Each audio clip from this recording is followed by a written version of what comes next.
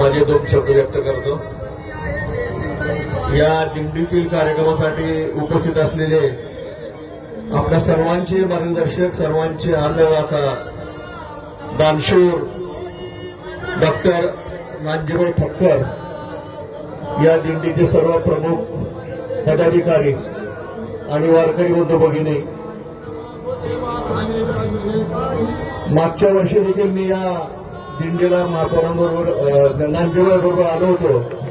हे दुसरं वर्ष आहे आणि निश्चितपणे प्रत्येक वर्षी तुमच्या आशीर्वादाने माझी इच्छा इथं यायची पूर्ण होईल असं मला वाटतं।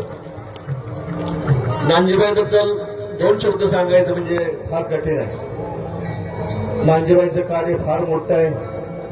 प्रत्येक तीर्थक्षेत्रामध्ये त्यांची धर्मशाळा आहे, पुण्याला आहे, लोणावळ्याला आहे, सगळ्या ठिकाणी। आणि माझ्या अंदाजाप्रमाणे